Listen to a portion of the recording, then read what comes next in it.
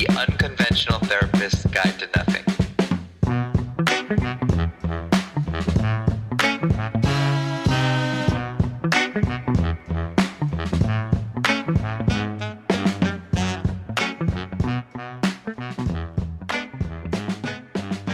Hey, everybody. Welcome to The Unconventional Therapist. I am your host, Dave, and I'm joined here with my co-host, Greg. And we are here for you. And it's the end of the year. It's the end of the year. Holidays just passed. What do you think of that, Greg? You know, I find myself in, I to be honest, this is my most depressing time of the year. Really? I do. I love Christmas so much. So today, literally the day after Christmas, is a tough one. But that said, this whole week for most people is kind of a chill week. Kind of a week it's almost like Mardi Gras. It feels weird this week. We are obviously not on vacation and both kind of reflected today. I wish we had planned to take vacation this week. Yeah. Getting into the office this morning was a struggle, I guess is the best way to say it. Having a super early morning session after a few days of just, I don't know, joyousness. Yeah, and it was nice. Dave and I, we spent some merriment together. Yeah, we merry-made. We did your annual holiday party.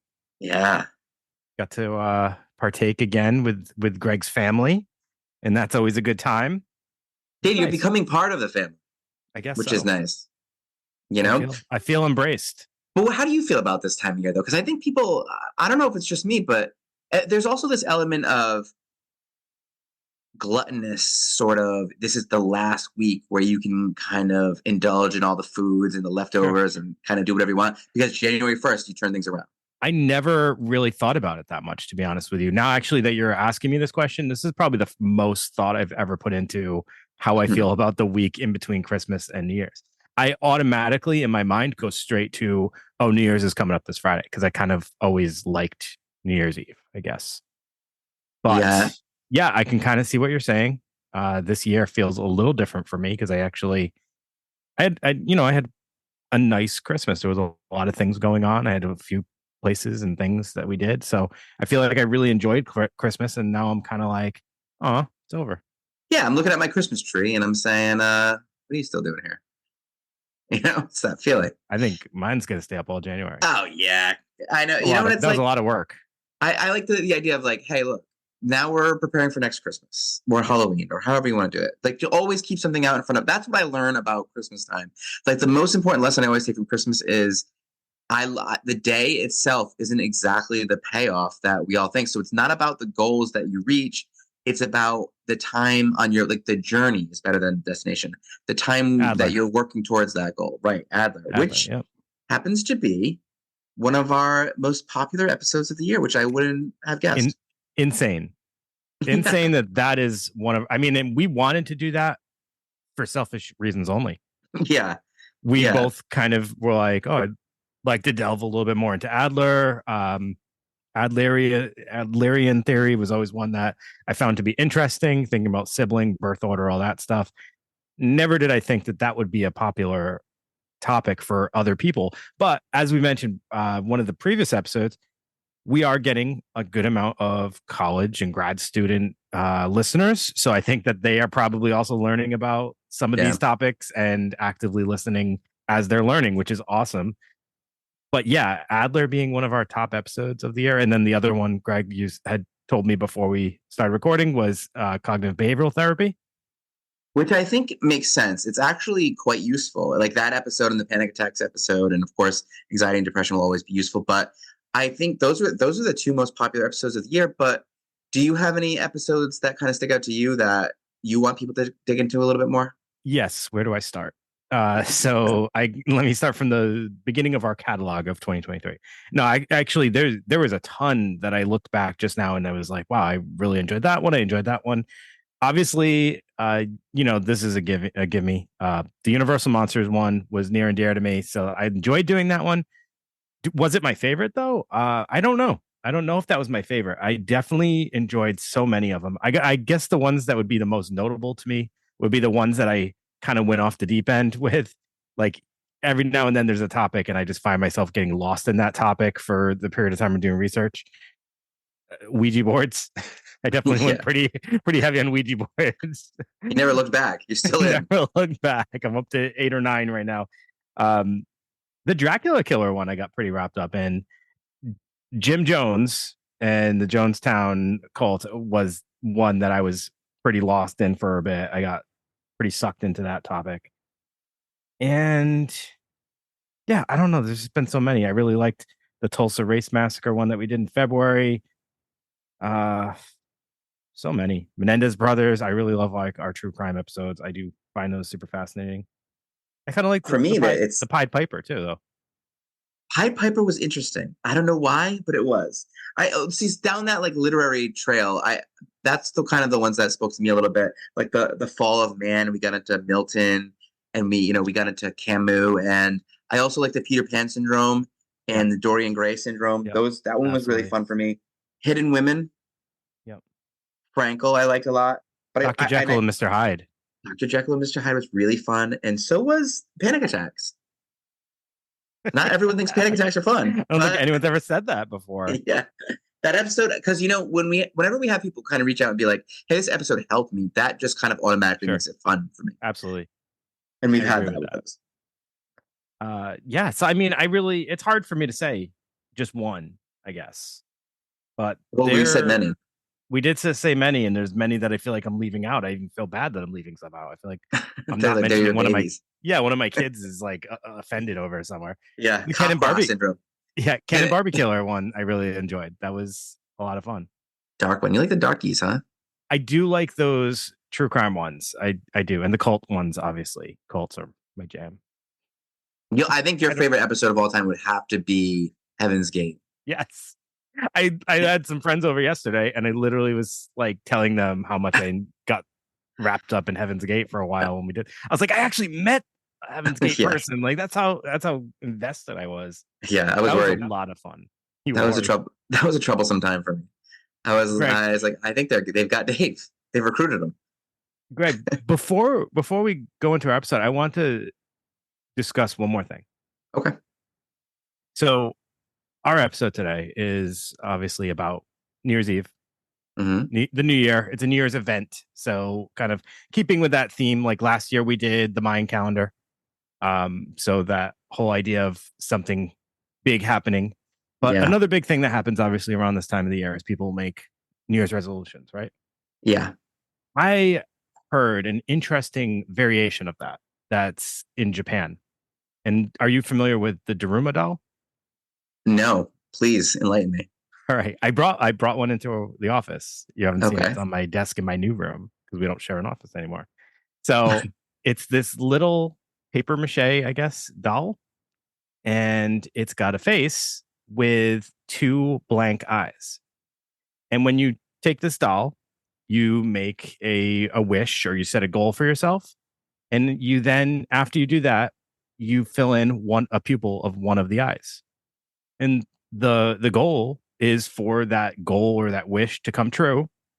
And when it does, you complete the doll over the next year. So as the new year starts, you set that goal for yourself or you make that wish or whatever, put the pupil on the eye. And then you work actively on hoping to make that goal or wish come true to finish the doll.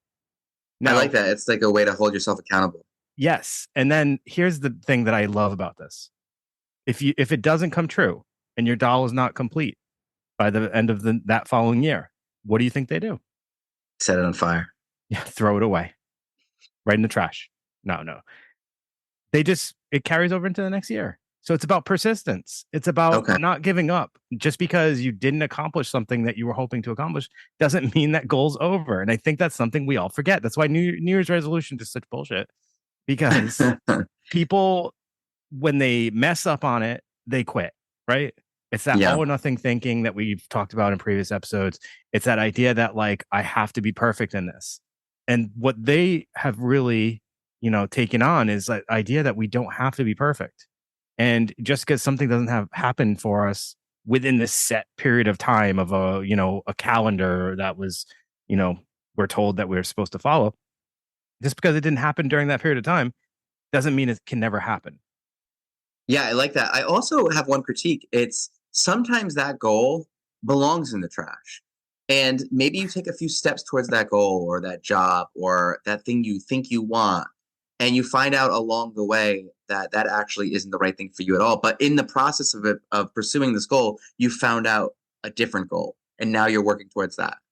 Yeah. So I think that like goals are great because they get us moving, they get us making choices, they get us taking action. And I think that's what's most important. Setting a goal to get yourself moving, not setting a goal Yeah. to necessarily achieve it, to get yourself moving towards something. Well, where this doll I think comes into play and can be helpful, it represents obviously perseverance and, continuing something, but it also is a reminder of your goal. It's a visible reminder. So, it's considered to be good luck, but I think it's also visually like, oh yeah, my goal. I got to finish that doll. I got to make my goal happen. So it's nice to have this thing that reminds us of that thing that we're working on. It is cool to have like an external representation of the things that you're trying to figure out. That's why I don't do it, and maybe that should be part of my doll creation is journaling, because I tell people all the time the benefits of it. It's like you have something that's physical, like you have all these thoughts in your head, and sometimes writing that down helps clear it out, helps you understand yourself a little bit better. And I like give you an example, like the math problem. Like if someone gives you a long division problem, you're gonna go cross-eyed. But if you write that down and do it on paper, you got to figure it out pretty easily. Yeah. So Yeah. journaling, like something external like that, something where you can kind of just jot things down. That's good. I like that idea. It's been really hard for you to find time to journal though, because you're constantly writing your youth teen fiction romance novels. So true. it's like, where do you squeeze in journaling? And that's my goal. That's you know what I mean? That's my little doll. Yeah. So I just wanted to mention that because I got one of those Daruma dolls and I thought it was a very cool thing to explain to people, because I actually kind of love New Year's and this idea of a fresh start. Like I said, I don't really care for New Year's resolutions. I think we'll probably talk about that on a future episode in a future Yeah. New Year's. But like, I do like the idea of a benchmarker and having a moment of reflection and a moment of, thought about, what do I want to achieve? What do I want this next year to look like? Yeah, that sounds good. You know That what I sounds don't. good. You know what I don't want this next year to look like? No, what? Whatever we thought was going to happen with Y2K. Yeah.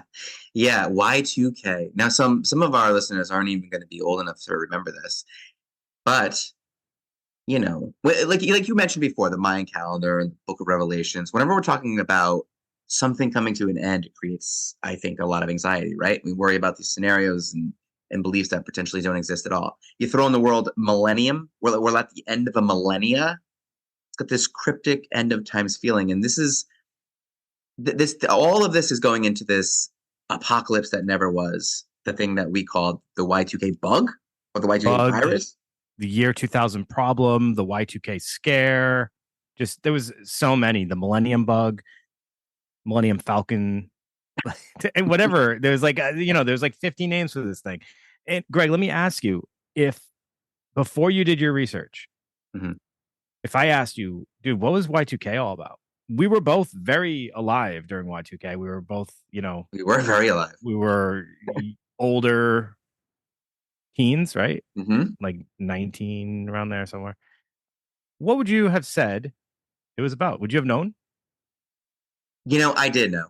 I did know it was It takes the the fun out of last. everything, guys. I'm sorry. I wish I could. I'm just gonna be honest here. Like I did.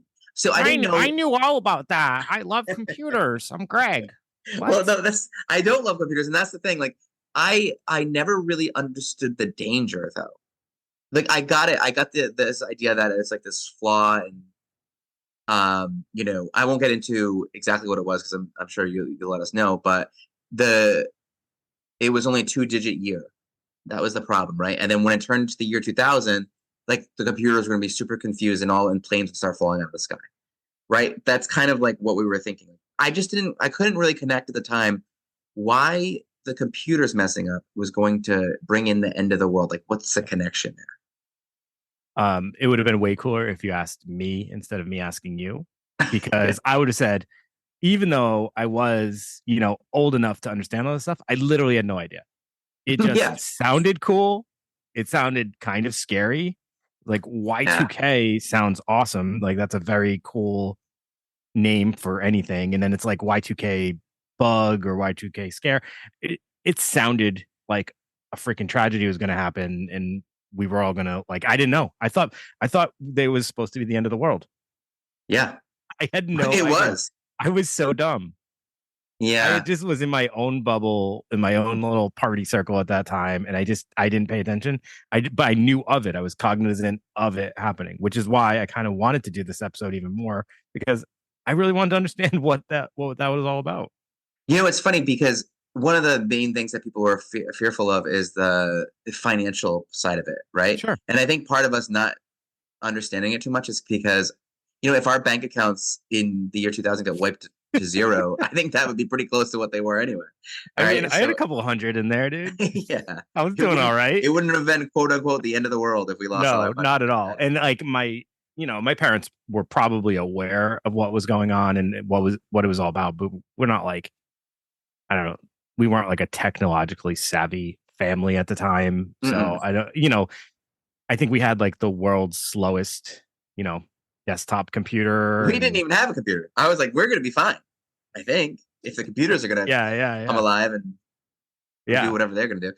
So it was a weird time though, because there was mixed information on the news, like scare versus is it a bust? Is it real? It will be a hoax. It was conflicting stuff. I do remember that aspect of it. So do you know what exactly this was? Sure.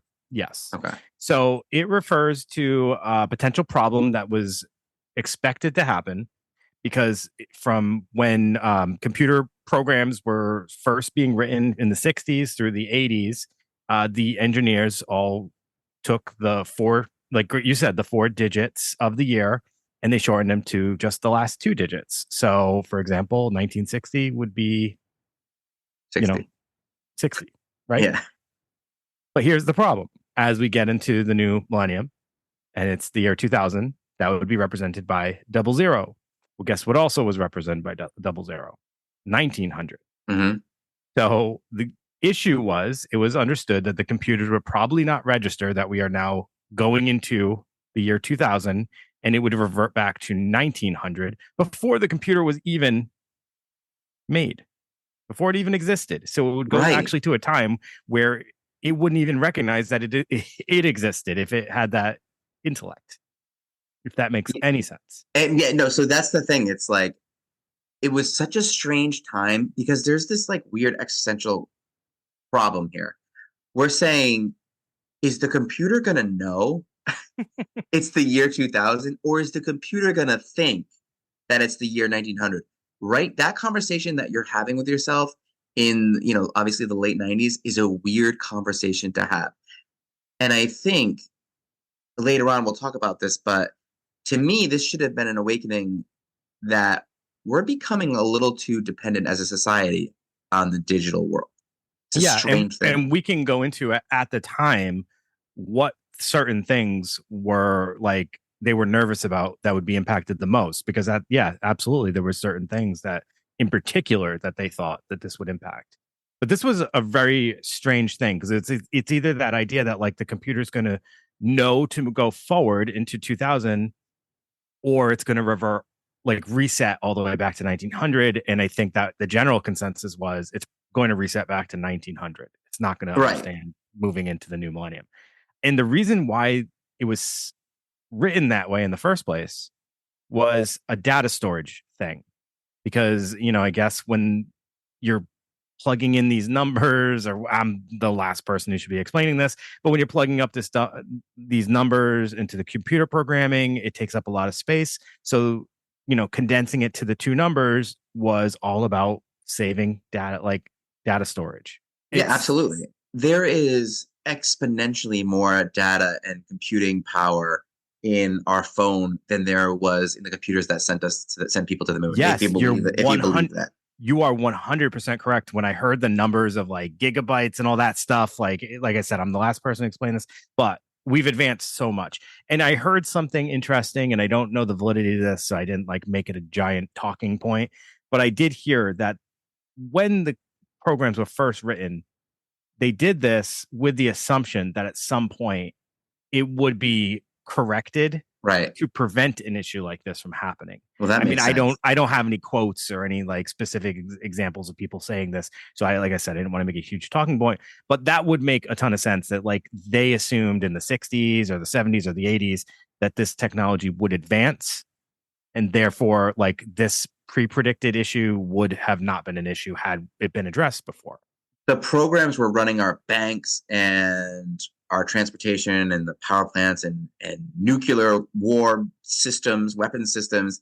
There's no way that in the 90s they're going to be still running on this antiquated computer system that we're creating right now in the 60s. Yeah. And what happened was they were, which They were. is mind blowing, right? Yeah. Maybe we just get sidetracked with all the other advancements that we're dealing with, or we get comfortable. Who knows why? I don't know why. So the things that would be impacted by this are anything that is programmed to run on a daily or yearly basis. That would then become damaged or flawed as we progress from December 31st, 1999 to January 1st, 2000. So that was the big hype. Like, what is going to happen when, the clock strikes that time and we are suddenly in the year 2000? Is everything, all the things that we're concerned about going to start malfunctioning? It was going to have a blackout. People didn't know what to expect. And I remember when it did turn midnight, even though I didn't know what it was all about, I do remember being like, oh my God, the lights are still on. It didn't happen. Yeah. Like, so I think that you're gathering, this is the like greatest metaphor of all time for anxiety, right? This whole Y2K thing. It's like where we don't know what's going to happen. So we're creating all these ideas and scenarios that just aren't true at all. And we're becoming very fearful of it. So that sentence right there that you said, we didn't know what was going to happen. That's it. That's it in a nutshell. And that's what made people kind of assume that it was going to be a catastrophe. And I still don't understand why. And here's another thing that makes this a very unique experience. This was worldwide. This was not just an isolated thing to the US. This was talking about the worldwide infrastructures for anything that was computer reliant. And that is interesting because, it's a shared fear, a shared anxiety across the world. So we're all experiencing it. And we're all experiencing it at different times, if you think about it, because each time zone. Yes. So like if one time zone hits and nothing happens, then, that must be a relief to the other countries or places that, haven't had hit midnight yet. But it's also like, well, what if it does happen to us still? What if because every country handled it differently, which we'll talk about later. So the general public like was aware that this was an issue and that this was potentially going to happen. Greg, I want to ask you, was this like the start, or do you feel like this was probably already pretty present as far as like media hysteria? Well, I mean, I think that this kind of like event. I think that this was the first time that people started thinking. What I'm super interested about this is the reliance on technology and technology becoming something that's scary. Like we had Terminator at the time and everything like that. And we'll talk about like how that's relatable. But yeah, like this is the first time that something that we created, our own creation, is like turning on us. But I think like more specifically though, the fear instilled in everyone was very driven by like media. Right. News coverage, constantly hearing, probably not even to the scale of what we would deal with today if this was an issue. Because like, oh my God, if this was today, it'd be on our social medias, it'd be on the news constantly, everywhere we'd walk, in a place we'd walk into, we'd hear about this. But nobody could say what was going to happen. Nobody could say what was going to happen and why. Like no one, there was just this ambiguous, something's going to happen at the stroke of midnight in the year 2000. That's all we were really getting. And here's the other thing that was kind of scary. So the companies that felt like they would be affected, some of them predicted that the global damage of the bug would require anything from 400 million to possibly 600 billion to rectify. Now, when you think about something being an issue being that expensive, that's kind of scary. Where do we get the money to address these? Will we address these issues? If it's that big of an issue that it takes that much money, that's going to have horrible consequences if something does go wrong. It's also like this weird thing where you start wondering about the media and you start wondering about governments, because it's like, all right, so they're talking this thing's going to take $600 billion to fix. What if this thing wipes out the world's economy and there is no money? So what? It'll just never get fixed. And then who are we paying this money to? You know what I mean? It's just such a strange thing where you start being like, wait, what's going on here? To me, it's just Yeah. it's odd, really. Like you know, you're thinking about that. So there's no money. It's all just numbers in a computer. So is it real? You know? Yeah. Like, And that is the question society had to ask itself. Like us as people, we had to ask ourselves, is this real? Or is this a hoax? Is this just an exaggeration? Just a media scare? And people didn't, like, I think everybody had mixed reviews. Like I said, like I really had no idea what was going on. I just thought something bad might happen, but I don't remember. I remember having a slight anxiety as we approached midnight.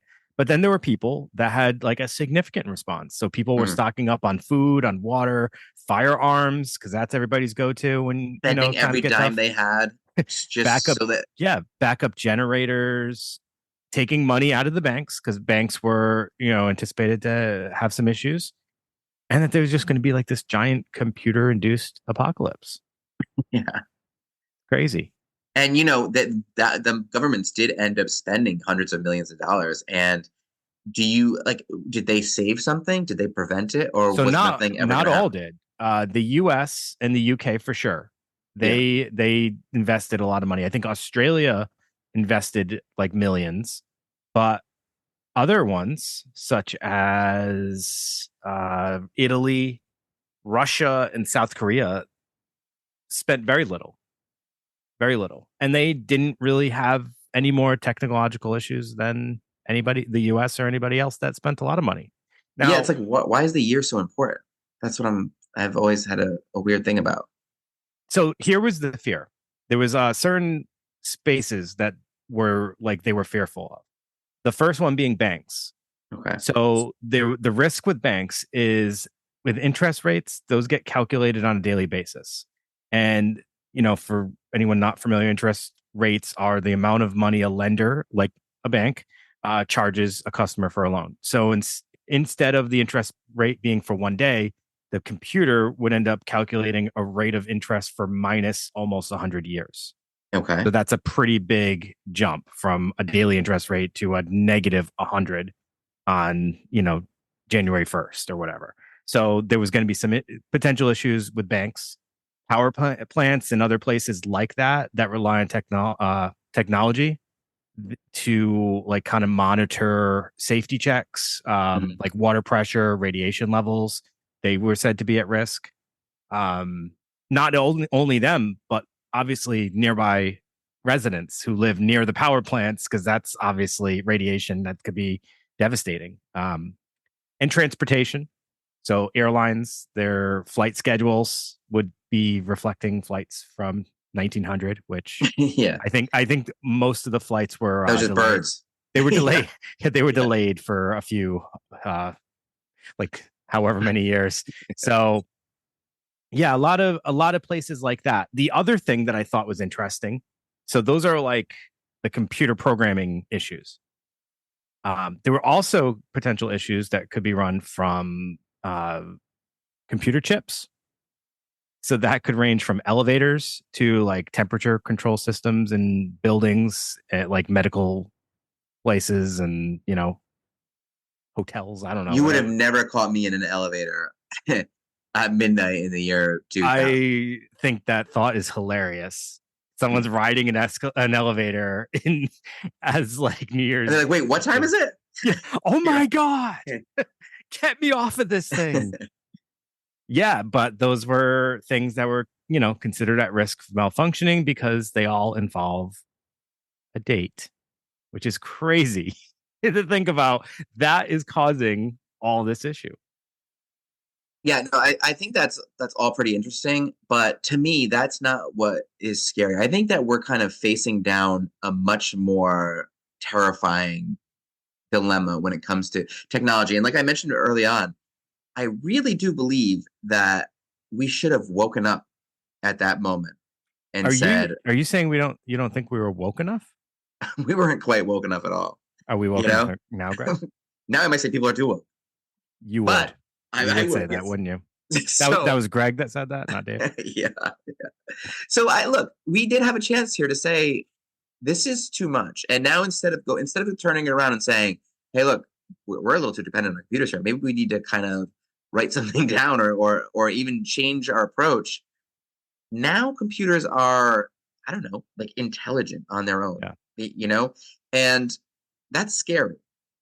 Like when you say like, you know, a machine is intelligent, that's something that is strange to me because when I think of intelligence, I think of something that has emotion, and computers don't have emotions. So like they're solving problems, but there's no real Yeah. accountability for humans. I don't know.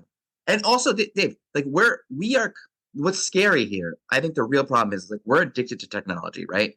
We're actually becoming robotic in a sense. I think that's the real threat. Like the machines are becoming smarter and we're becoming dumber, for lack of a better word. Oh, we're becoming lackadaisical.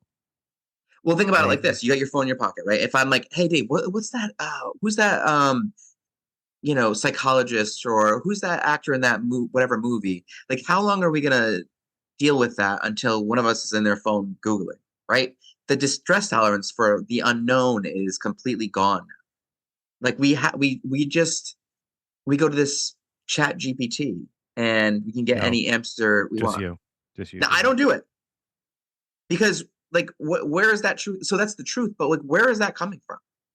Like when you ask chat GPT, and I'm genuinely asking you a question here. When you ask chat GPT a question, we just assume that's the ultimate truth, but where is that answer coming from? You want the truth? Yes. I don't think you can handle the truth. I'm scared of it. I know.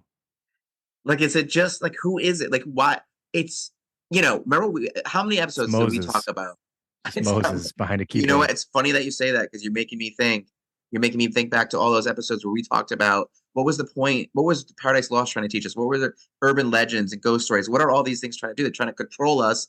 And when the church was doing masses in Latin, they're trying to say, look, we'll just tell you what to do. You don't need to know all the answers. And ChatGPT is very synonymous with that in that way, right? Like, all right, I don't need to really think for myself. I'll just type this in and ask this machine what the answer is, what the right thing is, and it's going to give me the answer. But the answer that who wants you to have? Why is it a sin to use a Ouija board, but it's not a sin to ask ChatGPT questions? You know what I mean? I'm looking at you, Catholic Church, CCD Yeah, class.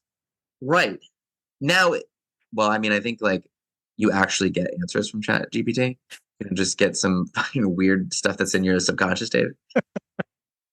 How do you know? How do you know? You don't even know where the answers are coming from, Greg. Maybe it's your subconscious. Maybe it's your weird subconscious. Wow, you know what? Is ChatGPT the modern Ouija board? Is that what we're doing here? Yeah. You really just like took a big dive against computers. I'm not even done. If you want. Did you start that He-Man computer haters club that you always wanted to start? Yeah. No, look, I think that we're giving away the most important parts of being humans. And we're creating something that, it's not a species because it's not biological, but we're creating, it's in the neighborhood of that. Like we're creating these things that are super intelligent without emotion. And if you think of something that's super intelligent, think about the way you look at an ant. Like you have no respect for it, or you're not worried about what's going on in the ant communities. Like whatever we create, this thing is going to be looking at us the same way. It's just a scary thought, I think, to just keep like outsourcing and instead of trying to find answers, to just ask a computer for answers. That's scary to me. It really bothers you. It does. You spent a lot of time reading books for answers, and now people are just asking a computer a question. I think, honestly, and you're a little jealous, a little bitter. Well, I'm going to say one more. I'm going to say one more thing about this, just because we talked about, how I feel about the fall of man and self-deceit. Yeah. But this reliance on computers is like a second fall. Because either we're deceiving ourselves into thinking our creation can't destroy us, like these computers can't be the end of us, or we're creating something with the ability to deceive. Like, do you think that we're going to get to a point? Well, like in the year 2000, we were worried about the computer, like what choice was it going to make, which is a strange thing. But do you think that we're going to get to a point where the computers that we create, like this AI that we create, are going to be able to deceive us and trick us? Well, isn't that like iRobot? Yeah.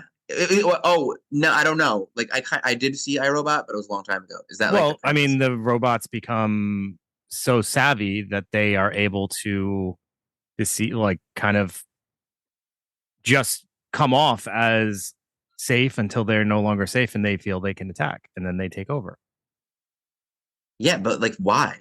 Like what's the because benefit they of that? And can. it's like Terminator too, right? Because it changes the power dynamics. Yeah. So then they have the power and we don't. Or maybe it's because like a computer is going to be all We're about thinking about efficiency. robots and computers. This is off the rails. We are off the rails, but the computers will Greg, be all about efficiency. I also have to just make this comment about that glorious speech you just gave. But you also included yourself in all of that talk about creating robots and computers, and you don't even know how to use Microsoft Word. So you are not even part of that conversation, Greg. I'm not even positive my microphone's hooked up right I think as a sign of how passionate you are about all this, you should smash your phone on air right now with a hammer now. Well, for the listeners. let me Show get it how- back up first. Greg, it's hard for us to believe how much you mean about this until you smash your phone. Hey, look, I'm doing the exact same thing as everyone else, and you're right. And I'm not proud of it. Yeah. I've deceived myself into thinking that I need my phone too. Greg, what year was that movie iRobot made? I want to say like 2003, something like that. I need to know the actual year. Can you tell me? Okay, You just pulled out your phone. Yeah. Yo, got me, Dave. I don't believe it. And it's recorded on air. That is amazing. That was not pre-planned. Honestly, that's a podcast moment for the. I'm glad the year's almost over because my New Year's resolution. Give me one of those dolls. I'm gonna draw an eyeball on it right now because I am not going down this road anymore. That's how easy it is. You just demonstrated how easy it is to just. Oh, how conditioned I am. But you know what, Greg? That's not your fault. I asked you for something. There's no way you would have that evidence on you. I asked you about a random movie that you barely remember. Hold on. I did say 2003. Okay. And let's do it. Oh, so you just want to prove yourself right at this point? Well, I mean, hey, if I am, Greg, can I also do a slight correction? Sure. You mentioned the fear being about the computer's choice. I don't know if it was about choice or if the computer would understand. So I think that is a little bit of difference. Because I think choice gives the computer back in 1999 a little bit too much credit. Okay. I think it was that it wouldn't understand, it wouldn't recognize that it went to the new millennium because it hadn't already experienced like a 2000. Right, but we were also thinking it might. It might understand. Will it recognize it? But yeah, by the way, the year in that movie is 04. All right. I was gonna say 2006 actually. So we were both wrong. All right. So so what did it take to work on this stuff? So this was a software and hardware issue. Okay. Mm-hmm. Do you have any idea what that means, Greg? Well, floppy disks and hard drives. No. Wow. You know what's funny is like my mind was in that spot too, and I just kind of left it alone. But exactly. Yeah. So software is like electronic programs that are used to tell the computer what to do. Mm-hmm. And hardware is the machinery of the computer itself. So those were the two things that needed to be addressed. So the software and hardware companies were, working really hard to fix the bug and provide, and I love this term, Y2K compliant programs to help. And essentially what that was doing for the most simplest versions of it was just expanding the number from 2 digits back to its 4-digit year state. Yeah. And then when you think about that, 5 years down the road, California and what do they call that area? Like with all the tech and everything. Yeah. Silicon Valley. So yeah, Silicon Valley. Is that a thing? Yeah. There's a difference. Okay. Yeah. Yes, for sure. I literally did not know that. But here's the I've thing. said this my entire life. That's I think it's something. embarrassing. That's a completely different place. I think. So Is that Beverly Hills? here's the thing with that. How many like where that's kind of like a, and I don't want to be, conspiratorial, but Oh boy. these computer companies create computers that are going to fail, that they create a problem, and they're the only ones that are able to fix it, and it's going to cost hundreds of millions of dollars. Yeah. Doesn't that sound like our healthcare system Sure. and everything And else? It's so, I mean, it's one thing for the government to screw us as they always do. It's another thing for other people, though, to then come out and make products just to take advantage of a time where people are scared. And that did happen too. There was a lot of people or a lot of products that were made with the Y2K compliant. Like there was no, you didn't have to get any kind of, what would you call it? Like authentication or anything like that in order to say that. So products were coming out saying they were Y2K compliant that literally did nothing. You would install it in your computer and say, "Oh, whoa, now I'm safe," and you would have no idea that it literally did nothing. So yeah, and then that's the computer companies too. Like, what if the computers companies like hear about this concern and they tell the government, "Look, we can work on this and we can get this fixed by the year 2000, but it's going to cost you," knowing full well that nothing's going to happen. It's a simple fix, maybe. Is that what you think happened? That's what I think. Are you assuming, or you know this? I am assuming. Okay, but what I do know is that they the companies that they had working on this were like it got taken pretty seriously by at least the U.S. and from what I hear, the U.K. as well. Like it does sound like the people they had on top of these trying to solve this issue were understanding that there was some potential issues that could have happened. And the big question is exactly what you asked, Greg. Did the work that was done actually solve the problem, or was there no problem in the first place? And that is a question we can't answer, right? I guess not. Because they did invest money in certain spaces. Now, the places that didn't invest money, like I said earlier, there was very little difference in how they experienced it. But could that be because of the work that the other countries did in order to correct some of the issues? Like I saw one thing that it had like an arrival, when you get into the airport and it has all those like arrival posters with like they're digitized, and it said, it's flight whatever coming in at a certain time, 1910, but it was really 2010. And it's like, oh, that's the big problem. Yeah. You know what I mean? So yeah, there was a few little hiccups. Ishikawa, Japan, there was a nuclear energy facility that had some of its radiation equipment fail, but the backup facilities ensured that there was no public threat. So that was very minute. U.S. detected missile launches in Russia and immediately thought that had something to do with the Y2K bug, but it turns out that the missile launches were actually planned ahead as part of Russia's conflict with the Republic of Chechnya. So it was not actually a computer malfunction. So, one place actually had something. The other thing we thought that was actually a malfunction turned out not to be. And then there was a bunch of other little cases of things happening, but nothing of like a devastating or tragic proportion. So yeah, pretty minimal. But like we said, it's hard to tell. Is that because of the work done, or is that because there was no issue really to begin with? So what do you think? Do you think there is a real existential threat with the amount of time that we spend in the digital world now? Like, do you think that should have been our sign? Y2K should have been our sign to say we need to turn the ship around. Or do you appreciate the things that we get from technology? I am in the middle. So I appreciate technology to some extent. Like obviously it allows us to do a lot of things. We wouldn't be doing this if technology didn't exist. We wouldn't. And some people would rather have it that way. Yes. And there's so many other things that we can, if technology didn't exist, we wouldn't have. I don't like what it's created as far as that inability to have patience, that need to have instant results. Like I can still be pretty patient, but I see people that like they get so worked up if like a web page is going slow, or just stupid things that like 10 years ago wouldn't have been a thing. 20 years ago definitely would not have been a thing. It's sad for me when I think of the kids, because we have a you know, a young patient sort of in common, like you maybe are with like a sister or a brother or something like that, and I have one of the siblings. And she said something to me about why she likes her new laptop that she's going to get for Christmas so much. And somewhere in the conversation, she said something that stuck with me, and I wrote it down for this episode. And that's the reason why I went down this road with it.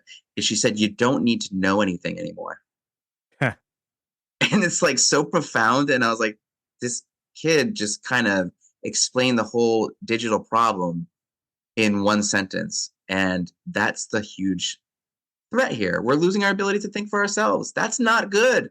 Absolutely. That's what's making us evil, like controllable. I mean, it makes me think of like Oppenheimer, that big movie this year. Is the nuclear bomb evil? Is TikTok evil because, or Instagram evil because it causes so much, people to think about themselves in a certain way or not? It's just, do people who create this stuff, AI, I guess, have a responsibility to? I don't know. It's such a difficult question. I don't know what the answer is for it, but like, shouldn't we stop? Like, when is too much Well, technology too much? if we shift it to like what this actually pertained to, which is that idea that we trust in computer uh, Mhm. services to monitor really important things like radiation levels. Obviously, that's super important. We need that. It Having computer monitoring of that is super important because without that, so many people could be at risk and such devastating things can happen. But where is like that line that we draw? Like, well, what if that fails? Like, what do we do? It just felt like this whole issue really brought that out into the light. Like, we need to make sure that we have backups. We Yeah, have a solution if something goes wrong here because we're basically relying on something that isn't human. right. Like our paychecks, our retirements, our every single thing, right? Yeah, I mean, we need to be okay when we shut the computers off. right. And that's what I think this highlights the most is the fact that we felt for the first time in who knows how many years, probably in the 40 years of, computer programming, we felt that first bit of insecurity. Like, I don't know that we're okay anymore if computers stop working. This Mm, thing that didn't exist prior to 1960 that has been evolving and becoming more and more useful and helpful and, helping us expand and grow is now a little bit fragile to me. And mm, I don't know that we know what to do if things go wrong here. And I think that that really did make some people think. And I think that it was probably the best thing that could have happened. If you think about the fact that nothing happened that was like terrible or tragic, yeah, it's great because it made people see that we need to be paying attention to things. We need to be prepared ahead of time, not waiting till 1999 to realize that in 2000 we're going to have a huge issue when we had 40 years to prepare for that. There's a lot of things that this hopefully, I'm hoping that this highlighted for people to have them look ahead and say, all right, how do we prevent other issues like this? look, yes, I agree with that, but it's this whole thing that scares me. Like one time, I had an idea for this short story where there was this guy and he was a kid, and every time something got hard, this like entity would come and he'd say, "I need help with this. I need help with this." Right, and it got to the point where he didn't have to do anything at all, and his life was a huge waste. And then in the end, it actually ended up being like the devil or something. I don't know. It's like a weird short story that I thought of, but that's kind of happening. Like we are constantly relying on technology for help instead of doing things on our own. And like, what is that doing to us? Like this is going to change our trajectory of evolution. And what are we going to become? You know what I mean? The Jetsons. We're going to become like slugs, like we're going to become like weird headed, slumped I back. I don't think Like, so though. I don't. Me personally, like I don't think. I think that there is something within humans that if it got to the point where it was so bad that they were not able to, like we'll find use in the technology. I think that's the thing that humans are doing, and constantly they're adapting. And us old schoolers might not like what the new schoolers are doing. We Mm. might not like that AI stuff, or the AI art as much as we like hand drawn prints and stuff like that. It's like it's kind of like that question, like is it still art? And That is a great question. it's a great question, but here's And the what do you thing. think? Like, It is, of course it is. They're creating no matter what. And eventually that might be the way that everybody creates. And hand drawn might go out the window. But as long as people are able to exercise, create, and I'm not saying that's right. I'm just saying that that's what might happen. As long as people have the ability to exert creation and creativity into things, I think they'll be fine. But if they can't, if something prevents them from that, then you will see a change. Because I do think that that is an innate quality in most individuals, is we want to utilize our skills. We Mm. need purpose. We need meaning. We need creative outlets.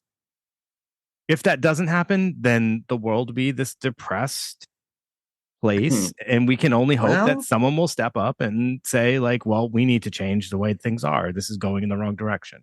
that's just gonna have to be us. It is. Because if you go to, like, in school, if these kids handed a paper and they said, "Hey, ChatGPT, write me a paper about Viktor Frankl," and it spits out a paper, did they write a paper? You know what I mean? Like, no. No, but that's why we have like school rules around that stuff. That's why But it's the same why? as Greg. What I could easily plagiarize the shit out of anything, I but I know. can't because why? Because there's a school rule that if you do, you're expelled. So you don't. And now we actually have things that check to make sure things aren't plagiarized, right? So it's actually, technology has kind of helped in that aspect. But it's the Yeah. same thing. They'll figure out ways to monitor these things to I just don't think. hopefully- I just think that I would just disagree with you in that one area where the computer creating the art isn't art, I'm not saying it is. because it's I'm saying emotion. it's an artistic expression, though. Hmm. From a machine. That's wild. Because do you need emotion to create art? Used to.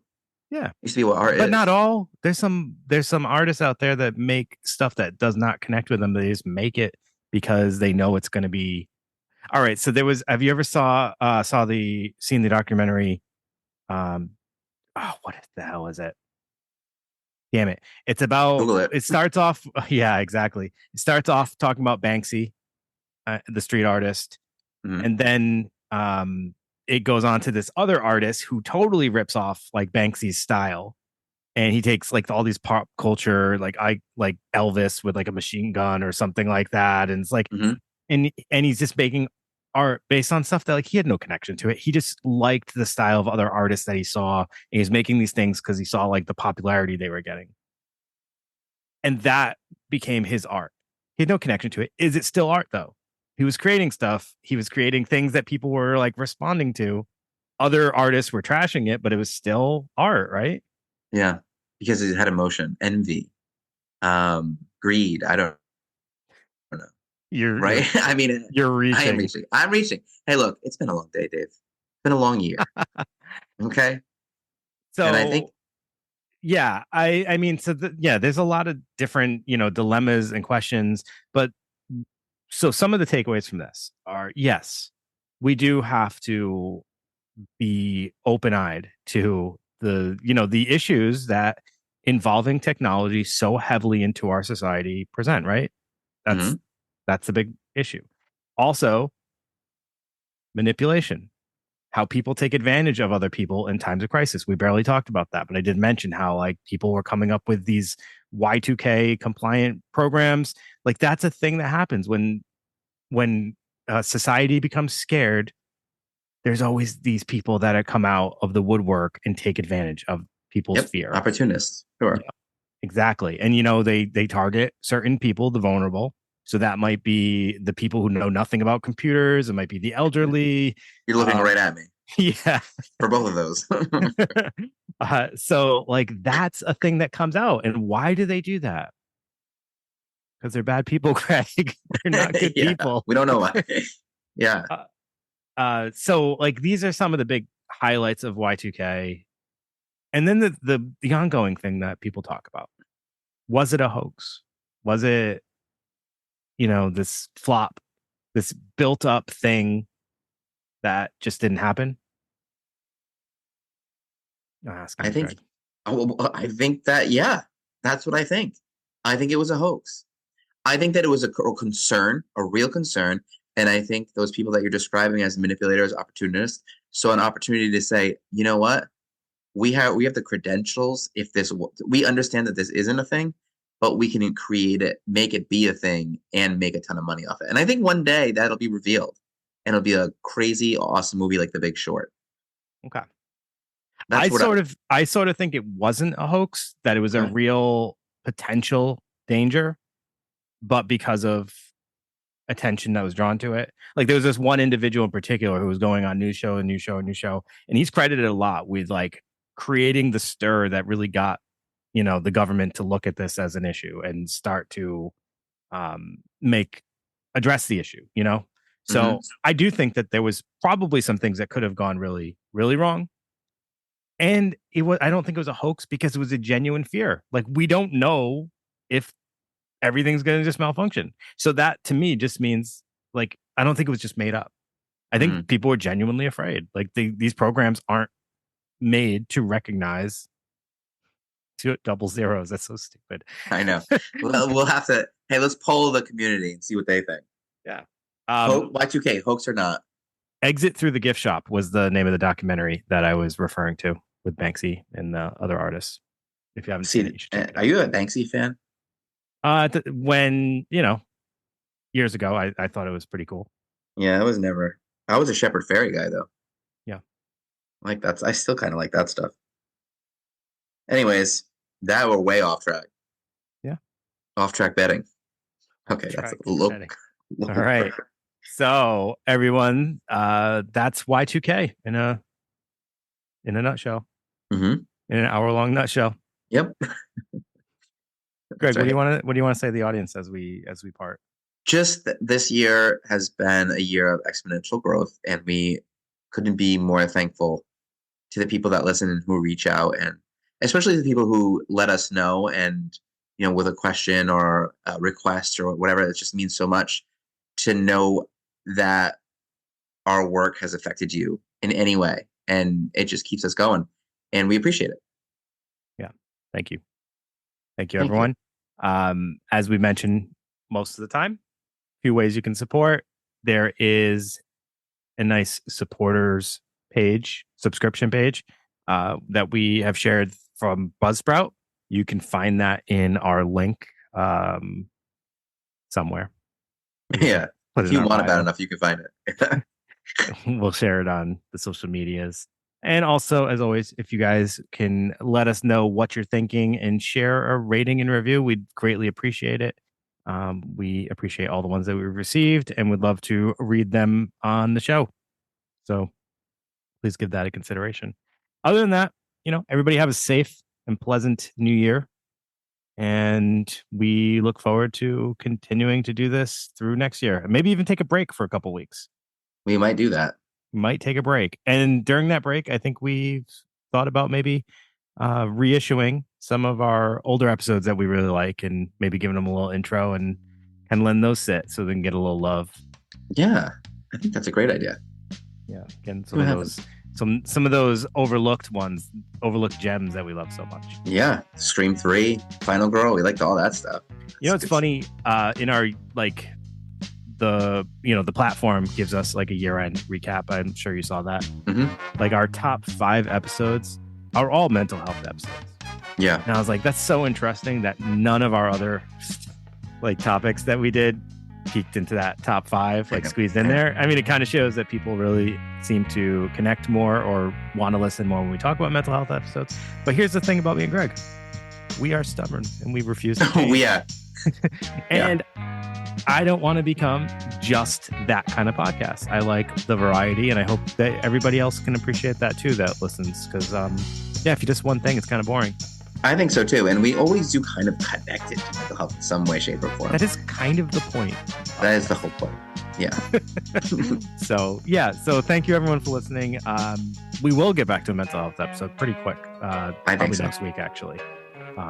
So yeah, look out for that. But anyways, everyone have a great night. Happy New Year. Go 2024. You rock. Ooh, 2023. Yeah. Bye-bye. Bye.